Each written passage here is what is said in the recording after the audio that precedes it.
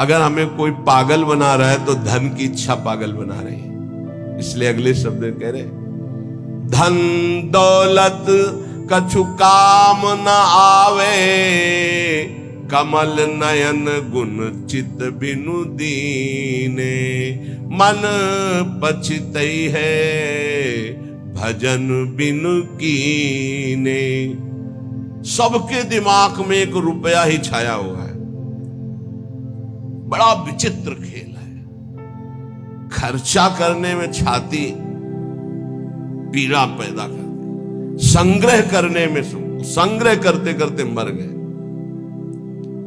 गांव में धन एकत्रित करके दीवाल में गाड़ दिए, मोटी मोटी मिट्टी की दीवालें होती थी, वो मर गए। जब दीवाल खुदी तब पूरा जीवन कंजूसी करके समेट करे। या बैंक बैलेंस में जमा करते करते गणना में सुख का अनुभव हो रहा है, इतना इतना और जमा, इतना और जमा, मर गए। किसके काम आएगा? क्यों नाम रूपी धन एकत्रित ना कर पाए? क्यों धन के द्वारा गौ सेवा, साधु सेवा, समाज सेवा, नाना प्रकार की भागवतिक सेवा, ये क्यों नहीं लाभ ले पाए?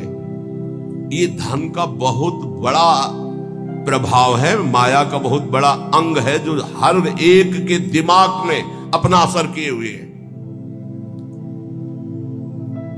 हम जो भी प्रोग्राम करें उसका परिणाम धन हमारा होना चाहिए। चाहे वो कथा हो, चाहे वो यज्ञ हो, चाहे वो पूजा हो, जो भी हो।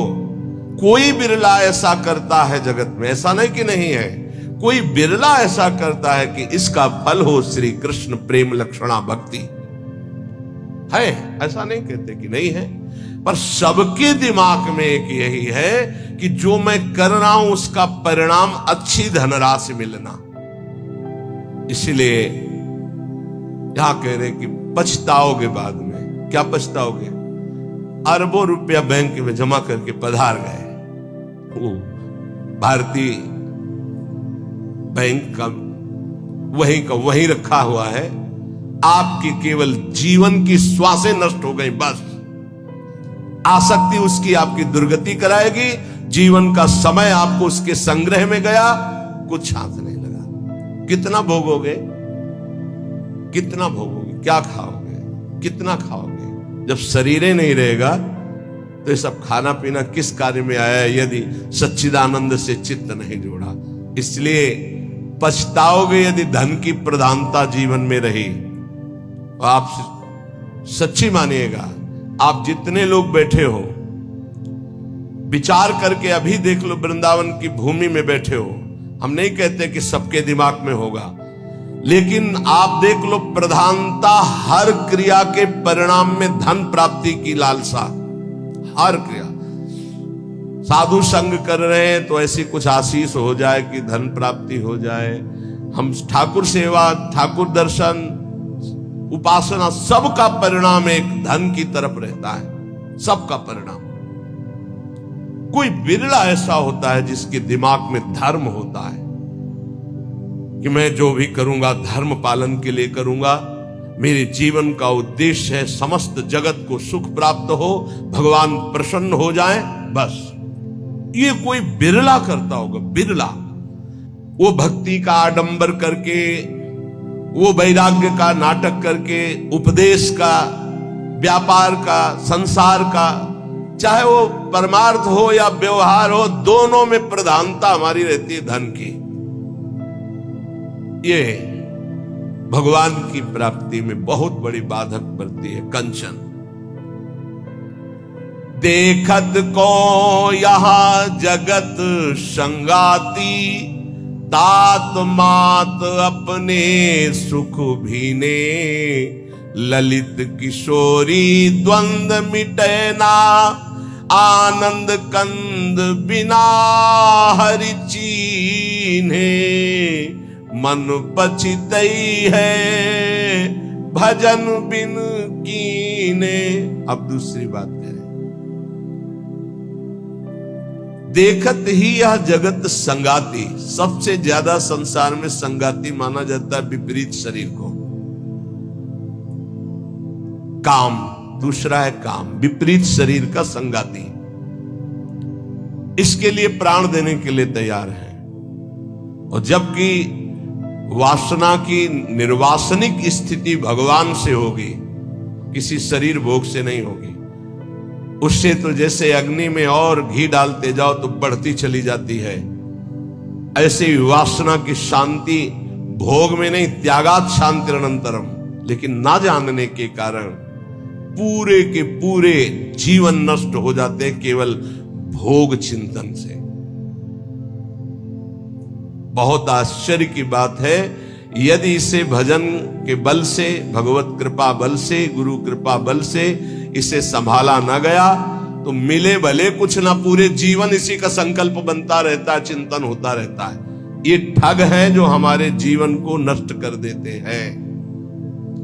कामिनी के संग की लालसा भगवत प्राप्ति नहीं होने देती। जैसे पहला था धन की प्राप्ति की लालसा, ऐसे ही जितना भी धन कमा लो, जितना भी सब कर लो, अंदर एक लालसा बनी रहेगी भोग भोगने की। ये अगर भावना शरीर भोग की बनी रही तो ये भी भगवत प्राप्ति नहीं होने देती। कितना भोगोगे, कब तक भोगोगे? जब शरीर ही छूट जाएगा तो कौन तुम्हारा साथी होगा? बहुत विचित्र बात है, बहुत विचित्र बात है। देखत को यह जगत सगाती। इस संसार में केवल देखते देखते पूरा जीवन हो गया, कुछ नहीं देख पाए। 50 साल के हो गए, 40 साल के हो गए, भोगते भोगते जीवन व्यतीत हो, कुछ नहीं भोग पाए। क्या है? असंतुष्ट, वासना। इसी तरह से जितने संबंध हैं सब धोखे के संबंध हैं। उनमें यदि भगवत भाव करके नहीं जिए तो वो बंधन कारक है, धोखे में समय गया। पहला दिमाग में धन रहता है, दूसरा दिमाग में भोग रहता है, और जो इनको थोड़ा दबा पाया भजन से तो तीसरा दिमाग में रहता है हमारे यहां नाम हो जाए, लोग याद रखें। किसको लोग याद रखते हैं? भगवान को याद नहीं करते, तुम्हें याद करेंगे। भगवान को नहीं याद करते, जिनके याद करने से कल्याण हो जाता है, तो तुम्हारे को कौन याद करे? बोले यार कुछ तो ऐसा हम कर जाएंगे। कितने का कर जाओगे? क्या कर जाओगे? अरे जिन्होंने अनंत ब्रह्मांड बना दिए उनका नाम नहीं ले रहा तो तुम 1-2 महल बना दोगे, 1-2 पौशाला और अस्पताल खोल दोगे, तुम्हारा नाम चलेगा? श्री कृष्ण ने अनंत ब्रह्मांड बनाए, सब थोड़ी नाम जप कर रहे हैं उनका। तुम्हारा कौन नाम जप करेगा कि भाई बहुत यश कीर्ति की आखिरी चाह। इसीलिए कह रहे हैं कि ललित किशोरी द्वंद्व मिटे ना, आनंद कंद बिना हरि चीने, मन पछित है भजन बिन कीने। थोड़ा समय रह गया है। जितने सत्संग सुन रहे हो इतना समझ लीजिए, अब हमारे जीवन का थोड़ा समय रह गया है। अब तो जाग जाओ, इन 3 में सोना बंद कर दो। ललित किशोरी जी कह रहे हैं ये जो धन की लालसा, अरे बोले तुम तो बाबा जी हो, तुम्हारा चल जाएगा, हमारा गृहस्थी में बहुत जरूरतें हैं, धर्म पूर्वक कर्तव्य कर्म करो, उससे जो मिल रहा है संतोष धारण करते हुए अपनी स्थिति के अनुसार ब्याह बरादी जितने कार्य है सबका होता है सृष्टि में। आज दुख पाया जा रहा है अपनी स्थिति से हटकर करने पर। आज दुख पाया जा रहा है केवल प्रशंसा के लिए करने पर। अगर आपकी स्थिति गरीबी की है तो आप किसी गरीब वर्ग को ढूंढिएगा, आपकी पुत्री सुखी रहेगी।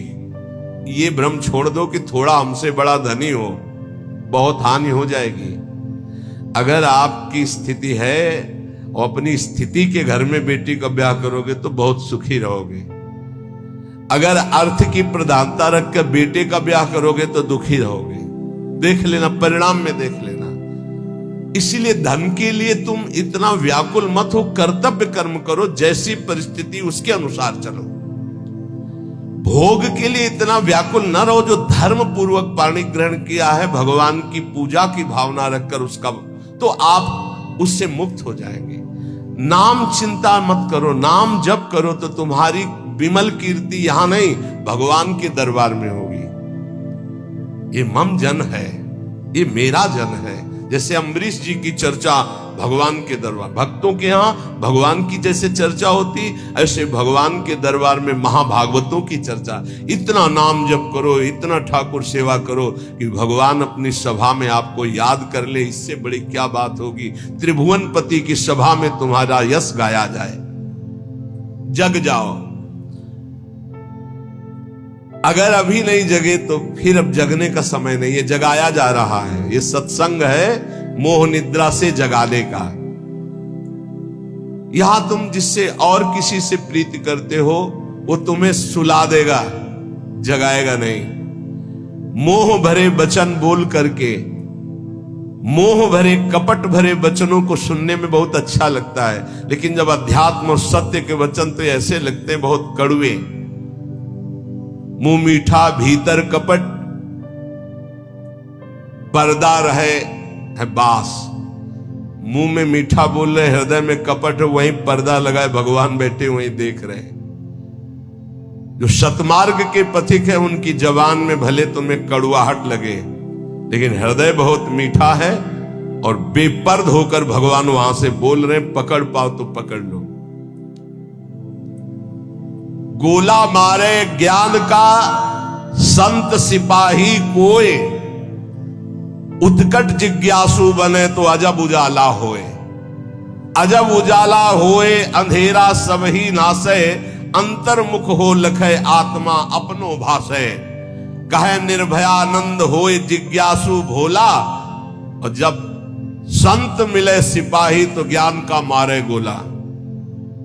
अगर भगवान का पार्षद कोई संत जो विशुद्ध स्थिति में है, उसके वचन क्या करते हो? गोला का काम करते हैं। बोले ऐसा ज्ञान का गोला माला कि काम क्रोध लोभ मोह मद मत्सर सब मर गए और दिव्य प्रकाश हो गया हृदय में। गोला मारे ज्ञान का संत सिपाही कोई, उत्कट जिज्ञासु बने और अजब उजाला होए। अगर संत वचन सुन लिए तो अमोघस से खाली नहीं जाते हैं, ये तुम्हारे जीवन का परिवर्तन कर देंगे। बस आपको जरूरत है उन शब्दों को पकड़ने की। जिस समय अंतर्मुखता बढ़ने लगे, आपको अपने दोष दिखाई देने लगे, जान लेना संत वचनों का प्रभाव शुरू हो गया है। अंतर्मुख हुए लखे, अपने दोष दिखाई देने लगे। मेरे में ये कमी, मेरे में ये कमी, हे भगवान ये मेरी कमियां कैसे दूर होंगी? तो जान लो संत संग का प्रभाव आपके ऊपर पड़ रहा है। आत्मा अपनो भाषे, अपने आप से अपने स्वरूप का बोध प्रारंभ हो जाता है जब किसी सच्चे संत का संग मिलता है। पाता है निज आत्मा विषयीन सो मन रोक, काम क्रोध के वेग की जो सही जावे झोंक। संत संगी वही है जो काम क्रोध के वेग को सह जाए। काम आया सह गया, क्रोध आया सह गया। हमें देखते हैं कि काम क्रोध को सहने की तो वृत्ति साधक में है, लेकिन ईर्ष्या को सहने की शक्ति नहीं है। वो जहां ईर्ष्या करता है, दूसरे से निंदा करने लगता है, तो फिर उसकी काम क्रोध की शक्ति बढ़ जाती है और वो सहन करने में असमर्थ हो जाता है। अहम मैं जितेंद्रिय हूं और ईर्ष्या दूसरे की उन्नति देखकर डा होना, जलन होना, जहां आया तो फिर वो वही परास्त हो गया जहां जीत रहा था। इसको पकड़ना। गुरु कृपा से काम और क्रोध पर विजय प्राप्त करने की योग्यता साधक में आ जाती। बहुत शीतल हृदय होने लगता है, लगता है क्या कुछ नहीं। और जहां उसके अंदर ये अहम आया और दूसरों को देखकर जलन होने लगी, अपने में अहम आने लगा, वहीं उसकी सामर्थ्य घट गई और वो उसी विषय के लिए रोने लगा। काम क्रोध आदि उसको परास्त करने लगे। समझना, इस बात में आध्यात्मिक चर्चा है जिससे आपको परम पद मिल जाएगा। आप अगर गुरु शरणागत है तो काम क्रोध आपके अंदर स्फुरित होंगे, परास्त नहीं कर सकते। चिंगारी की तरह स्फुरित होंगे, ज्वाला की तरह नहीं, पक्का समझ लो। दो बातें हैं यदि तुम काम क्रोध से परास्त हो जाते हो। पहला, आप गुरु आज्ञा का उल्लंघन करके कोई गंदी बात देख रहे हो, कोई गंदी बात कर रहे हो, कोई गंदी बात करने वाले लोगों का संग कर रहे हो।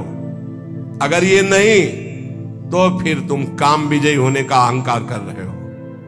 अन्यथा स्फुरणा होती है और शांत हो जाती है। उसी मार्ग से चले हुए अनुभव की ये बात है। हम किसी की दूसरी तर्क वाली बात नहीं मान सकते, छाती की बात मानते हैं। ऐसे स्फुरण होता है और शांत हो जाता है, क्योंकि उसके लिए कोई चारा नहीं है। धीरे धीरे स्फुरण भी बहुत कम होने लगता है। पर जहां देखा गया अपने में अहंकार आया कि मैं जितेंद्री, और जहां दूसरे की उन्नति से डाह, तो फिर वही उसको परास्त कर देते हैं। चिंगारी को ज्वाला बनने में देर नहीं लगती। वो चिंगारी तब शांत होती है जब भगवत साक्षात्कार हो जाता है, सूक्ष्म रूप से विकार रहते हैं। पता है निज आत्मा विषयन सो मन रोक। जब संत वचन रूपी प्रकाश आपके हृदय में हुआ, तो ये जब पता हो गया कि तुम देह नहीं हो, भले अनुभव नहीं हुआ, तो अपने मन को विषय में जाने से रोको।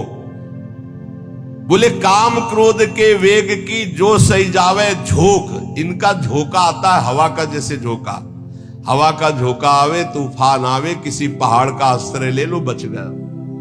छोटी मोटी पेड़ आदि का आश्रय मत लेना, नहीं टूट के गिर जाएंगे आपके ऊपर, वही मार देंगे। क्या करना है? पहाड़ का आश्रय। पहाड़ कौन है? भगवान के प्रेमी महाभागवत जनों के वचन, या भगवान नाम, या भगवत लीला गुण कीर्तन। जहां कामादि दोष आवे मजीरा उठाओ, राधा राधा राधा एक मत सुनो मन की। देख लो अभी साफ हो जाएगा गंदगी जो आई थी।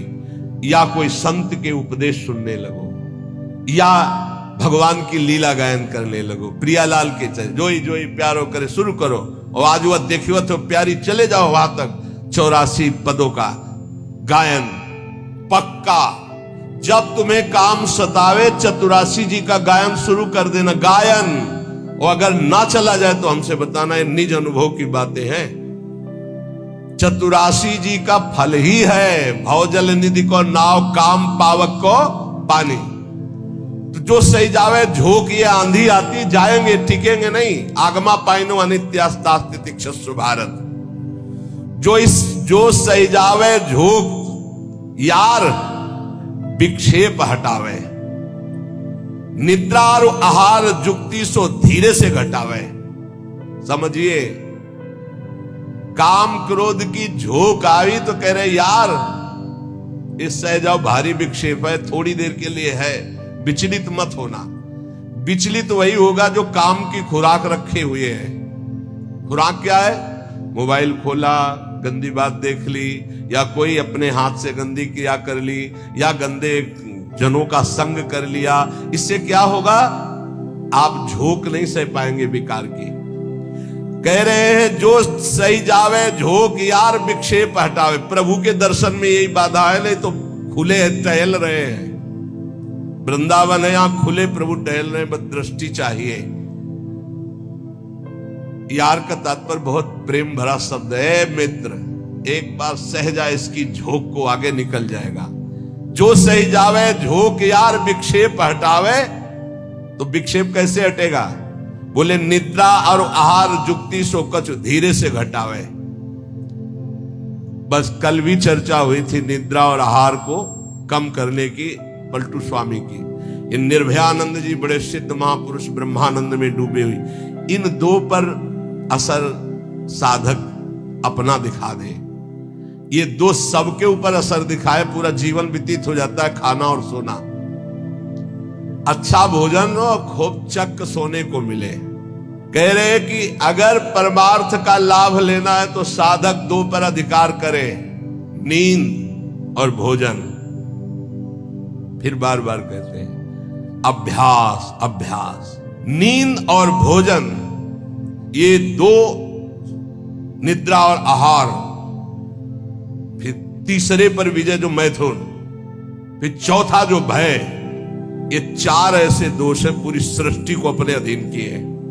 निद्रा, भय, आहार, मैथुन, ये सब के सम जग उपजाए, सब इसी में फंसे हुए। ऐसा साधक इन चारों पर विजय प्राप्त करनी। निद्रा, तब जब आहार पर आप संयम करेंगे। बहुत बार आहार पे चर्चा होती, भाई आहार को संभाल लो, इसको बढ़ाते चले जाओ, एक एक कवल बढ़ता चला जाएगा, इसको घटाते चले जाओ, घटता चला। 400 ग्राम में पूरे 24 घंटे शरीर का सम्यक मेहनत करते हुए पोषण हो जाएगा 400 ग्राम में। यहां यही है कि अगर आप भगवत मार्ग में चलना चाहते हो तो आहार पर संयम करो, तो नींद पर संयम हो जाएगा। आहार पर संयम करो, पर इतना भी संयम न करो कि सीढ़ी चढ़ने उतरने लायक न रहो। उचित आहार लो जितना आपको नींद ना सतावे। ये बहुत बड़ी सिद्धि है। अगर आप निद्रा और भोजन पर शासन नहीं किए तो काम और क्रोध पर शासन नहीं कर पाओगे, पक्का। ये 4 चीजें साधु के जीवन में बिल्कुल शासन में होती। निद्रा, भय, आहार, मैथुन। भय नहीं होता साधु को। साधु का मतलब होता भगवत मार्ग के पथिक, चाहे गृहस्थ हो चाहे विरक्त हो। और नींद पर बहुत शासन होता है, और आहार पर बिल्कुल विजयी होता है वो। और वो मिथुन धर्म का त्यागी होता है, चाहे गृहस्थ हो चाहे विरक्त हो। अरे ऐसे ऐसे गृहस्थ हैं अपने ही पास है कि हम उनकी चरण वंदना करते हैं। वृंदावन में शपथ पूर्वक पति पत्नी कसम खाकर ब्रह्मचर्य से रह रहे हैं। सच्ची कहते हैं, हृदय से साधु बनने पर भी पूरे जीवन डर रहा है इसी बात का। और वो पति पत्नी एक जगह रह करके संयम से हैं, हम उनकी चरण वंदना करते हैं, चरण वंदना करते हैं। कोई भी जगत का महात्मा इस बात से डरता है कि संयोग ना हो। वो संयोग में पड़े हैं, एक ही घर में रहते हैं, ज्यादा जगह नहीं तो हो सकता है कोई एक ही आसन में रहते हो, लेकिन बलिहारी कसम पूर्वक ब्रह्मचर्य। और यही नहीं, बाहर भी रहते हुए ऐसे शिष्य है, तब ये लगता है कि भगवान की कृपा अमोघ है, क्या नहीं कर सकती। और आप लोग तो बैरागी हैं। निद्रा और आहार जुक्ति सो धीरे सो कछु घटावे। धीरे धीरे घटाना चाहिए। नींद और आहार, देखो संतों ने कहा है, निद्रा और आहार जुक्ति सो कछु घटावे। कहे निर्भयानंद झूठे जाने सब नाता, विषयन सो मन रोक आत्मा निज का पाता। जब समस्त विषयों पर विजय प्राप्त कर लेता है तो आत्मानंद का उसे अनुभव स्वयं होने लगता है। अष्ट सिद्धि नौ निधि हमारी मुट्ठी में हरदम रहते। हे नाम जापक, ये सांसारिक लाभ की तो बात जाने दो। अष्ट सिद्धि नौ निधि हमारी मुट्ठी में हरदम रहती, नहीं जवाहर सोना चांदी त्रिभुवन की संपत्ति चाहती। भावे ना दुनिया की बातें दिलवर की चर्चा सहती, ललित किशोरी पार लगावे माया की ये सरिता बहती। राधा राधा राधा, सब सिद्धियां सब लाभ आपको प्राप्त है। जो नाम जापक अपने कर्तव्य को भगवान में समर्पित करता है वो कैसा सिद्ध महापुरुष हो जाता है। जगत गुरु भगवान श्री कृष्णचंद्र जी गीता जी में महापुरुष की स्थिति का वर्णन करते हैं। त्यक्त्वा कर्म फला संगम, बहुत दिनों के बाद है, त्यक्त्वा कर्म फला संगम नित्य तृप्तो निराश्रयः, कर्मण्यभिप्रवृत्तोपि नैव किंचित करोति सः। इसीलिए बीच बीच में रुक जाता है कि बहुत स्थिति का ऊंचा वर्णन यहां है, और उसके लिए कुछ साधना चाहिए। जब तक अच्छी साधना नहीं होगी तो सिद्धावस्था को समझ पाना बड़ा कठिन होता है। और ये भगवान की वाणी ऐसे अर्थ पढ़ लेना तो अलग बात है, उसको समझना। त्यक्त्वा कर्म फला संगम नित्य तृप्तो निराश्रया। देखो पहले एक एक शब्द में डूबा जाता है। शास्त्रों का मनन कैसे होता है? निराश्रया, किसी का भी आश्रय न हो। सिद्ध पुरुष कैसा होता है? निराश्रित होता है, एकमात्र अपने स्वरूप में स्थित या भगवान में स्थित, सब अन्य आश्रय रहते। और यहां एकमात्र भगवान ही का आश्रय नहीं और सब आश्रय है। देख लो अंदर से। सिद्ध पुरुष कहता होता है नित्य तृप्तो, कभी कोई चाह ही नहीं होती, जैसे गले तक छका हो फिर उसको कुछ भी नहीं, नित्य तृप्त हो। त्यक्त्वा कर्म फलासंगम, किसी भी कर्म की कोई भी फल की आशा नहीं रहती। कर्मण्य भी प्रवत्तोपि नयु किंचित करोति शाह, अच्छी तरह कर्म करता हुआ भी वो किसी कर्म का कुछ फल नहीं चाहता। स्वाभाविक केवल भगवत प्रेरणा से कर्म हो रहे हैं, उनके कोई फल की इच्छा नहीं, क्योंकि जो सब कर्मों का परम फल है वो भगवान का साक्षात्कार उनको प्राप्त हो गया है। ये सिद्ध पुरुष के लिए श्लोक गाया गया है। जो कर्म और कर्म फल की आसक्ति का त्याग करके सब आश्रयों से रहित सदा तृप्त रहता है, फिर भी वो अच्छी तरह शास्त्र आज्ञा के अनुसार कर्म करता है, पर किसी भी कर्म फल की कोई आकांक्षा नहीं है, वो सिद्ध हुआ पुरुष कहा जाता है, श्री भगवान कह रहे हैं। लेकिन यहां उल्टा है, अगर हम कोई भी कर्म करेंगे तो पहले हमारा जो सोच होगी वो उसके फल पे होगी। ये सोच नहीं होगी कि हमारा धर्म है इसका पालन करना। कोई भी कर्म बिना फल की आकांक्षा के आप शुरू ही नहीं कर सकते। सोचना जरा, कोई भी कर्म करेंगे तो इसका फल क्या होगा, ये हम साधक के लिए कह रहे हैं। जो विषयी है वो नहीं सोचते, जो सिद्ध है वो नहीं सोचते। दोनों बात समझना, जो विषयी है वो ये नहीं सोचते कि इसका परिणाम क्या होगा, जेल मिलेगी कि दुर्गति होगी कि नरक जाएंगे कि शरीर नष्ट हो जाएगा, ये कुछ नहीं सोचते। जो सिद्ध है वो पूर्ण तृप्त है, इसलिए केवल शास्त्र सम्मत कर्म करते हैं, वो फल की आकांक्षा या फल की सोच ही नहीं रखते। जो बीच में है, ना पूरे विषयी है ना पूरे साधक है, वो पहले फल सोचते हैं। परिक्रमा का क्या फल होगा, सत्संग का क्या फल होगा, यह करेंगे तो इसका फल क्या होगा। फल पर दृष्टि रखने वाला अध्यात्म को धारण नहीं कर पाता है।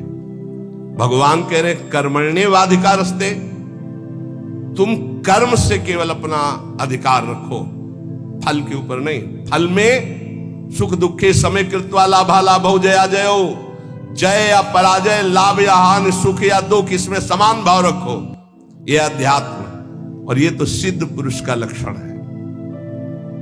अब यहां ध्यान देना है,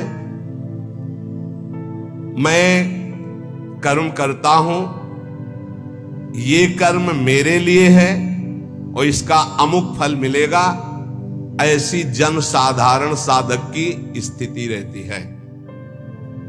ये उसके बंधन का कारक है, चाहे जितना बड़ा कर्म कर ले। ध्यान से सुनना, ये गीता जी है। ये मैं कर्म कर रहा हूं, इस कर्म का मेरा ये फल होगा। वो कर्म फल का और कर्म कर्ता बनने के कारण चाहे जितना ऊंचा कर्म करे वो बंधा ही रहेगा, मुक्त नहीं होगा। भले शुभ कर्म किया तो देवलोक जा, तपलोक जा, पर आना तुझे मृत्यु लोक में ही पड़ेगा।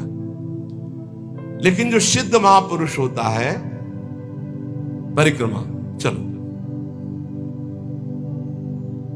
स्वाभाविक, उसको कोई लक्ष्य नहीं कि इसका फल क्या होगा। इसका अच्छा अटल्ला चुंगी से मुड़ गया, उधर पूरी नहीं हुई, कोई उसको शोक नहीं है, ना कोई लाभ है ना कोई हानि है, स्वाभाविक कर्म हो रहा है। क्यों? क्योंकि उसने अपनी इंद्रियों को, अपने मन को अधीन करके परमात्मा तत्व की स्थिति प्राप्त की है। अगर इंद्रियां और मन पर विजय प्राप्त नहीं की तो जीवन मुक्त होते हुए भी दुर्गति को प्राप्त होगा। आत्मा जीवन मुक्त ही है, उसको कोई नहीं बांधा।